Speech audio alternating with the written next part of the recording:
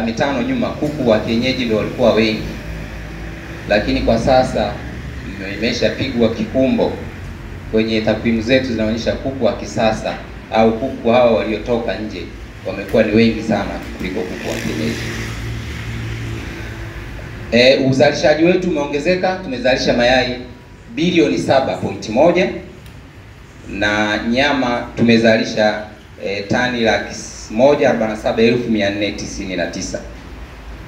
Uwekezaji huu kwenye masuala ya vyakula vya mifugo umevutia wawekezaji, ambapo tuna viwanda 250 ambavyo vimesajiliwa rasmi vinavyozalisha kiasi cha chakula metric ton 1,800,000.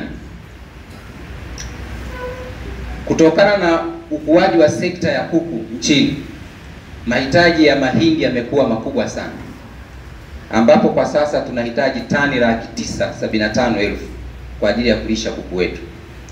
Wakati huo huo tukihitaji soya 252,000 kwa mwaka. Uzalishaji wetu katika mahitaji hayo kwenye upande wa soya ni 20% tu. Kwa hiyo 80% iliyobaki tunategemea kuagiza nchi za nje, na hasa kwa sasa tunaagiza kutoka nchini Malawi na Zambia. Pamoja na hayo yote basi, tukizalisha tunahitaji kula. Ulaji wa mazao ya kuku tunaozalisha sasa, tunakula nyama, tunakula mayai 119 kwa mtu kwa mwaka, lakini FAO wanatuelekeza tunatakiwa kula mayai 300. Jiulize hata wewe hapo ulipo mfugaji, una gap la kiasi gani la ulaji wa mayai kufikia 300? Na kwa takwimu kwa utafiti mfupi uliofanyika kama sikosei mwaka 2017, kanda ya Ziwa ilionyesha inaongoza kwa kutokula mazao ya kuku.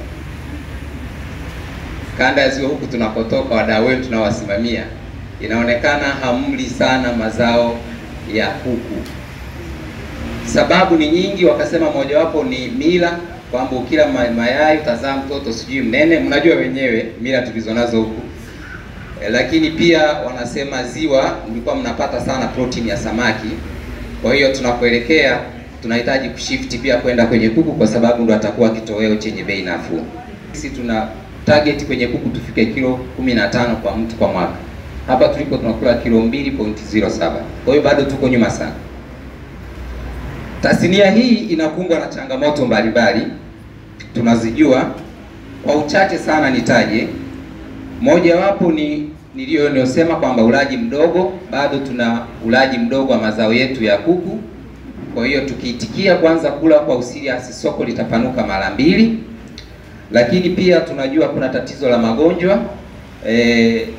Shabani atakuja aelezee upande wa magonjwa. Najua tayari mmepata fursa ya chanjo, program ya chanjo kitaifa, si ndio hivyo jamani? Huko tunachanja kuku, serikali inachanja, atatuelezea pale bwana Shabani vizuri.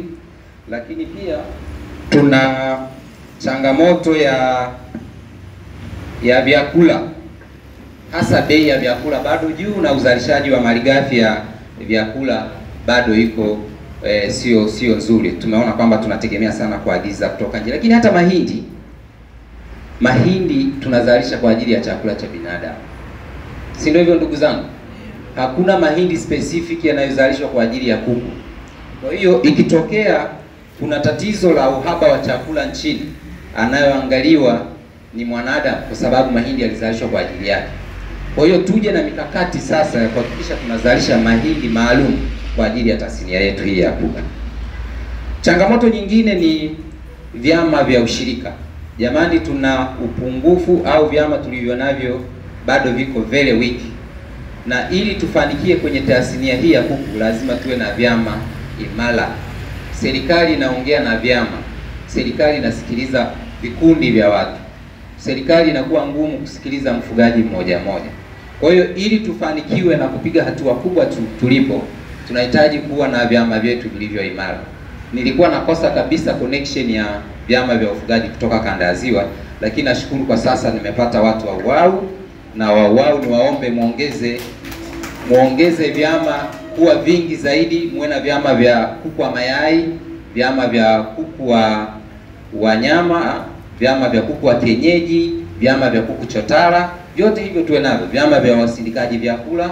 Mnanielewa jamani? Kwa wenzenu wa mashariki, Dar es Salaam, Pwani, Morogoro, wako vizuri sana kwenye hicho. Kwa hiyo sasa tukiita vyama utashangaa vingi vinatokea kule. Huku hatupati wawakilishi. Kwa hiyo nimekuja kuachia ujumbe kwamba moja ya kazi ambayo mnatakiwa kuifanya baada ya hapa ni kuhakikisha mnaimarisha umoja wenu na vyama vyenu na muvisajili. Baada ya hapo tuviingize kwenye database zetu ili tuweze kufanya kazi kwa ufasaha zaidi. Changamoto nyingine ambayo tulizonazo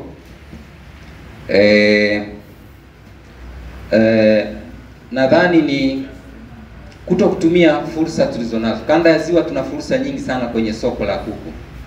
Okay, nitakuwa faster kidogo. Fursa tulizonazo, mmoja amesema hapa alipokuwa na present na hisi yule dada kwamba Tanzania imekaa vizuri sana kwenye uzalishaji wa ndege wafugwao, na sisi tunaweza tukahudumia soko la Afrika Mashariki na soko la SADC kwa sababu Tanzania ni mwanachama kwenye hizi jumuiya, na hizi jumuiya zina watu takribani milioni 522. Lakini kabla ya kwenda kwenye hizi jumuiya, sisi wenyewe tuko watu milioni 60 kuendelea. Kwa hiyo hili na nyewe ni fursa ya soko. Tuna maeneo yenye rutuba, tuna maeneo yenye vyanzo vya maji. Kwa mfano Kanda ya Ziwa tuna ziwa. Kwa hiyo naamini tukiamua kutumia hivi vyanzo tutatatua matatizo yetu kwenye upande wa kuku. Lakini la mwisho kabisa niwakumbushe kwamba wizara imeweka misamaha ya kodi kwenye vifaa vinavyohusika na ufugaji wa kuku. Ukienda kusoma sheria ya kodi, sheria ya fedha sura ya 148 kifungu cha 6, utaona pale kwamba mmepewa msamaha wa kodi kwa vitu ambavyo unaingiza nchini kwa ajili ya kuzalishia kuku. Kwa hiyo mnajua kuanzia makeji hizi, feeders, drinkers, fabricated structure ya kujengea majengo, matrekta na kadhalika. Kwa hiyo ukiingiza hivi vitu kasema unakuja kufugia kuku, basi serikali inakupa msamaha wa kodi. Kwa hiyo machache tunitaka niwape brainstorm ya hayo kwamba tujue tulipo na tunakoenda.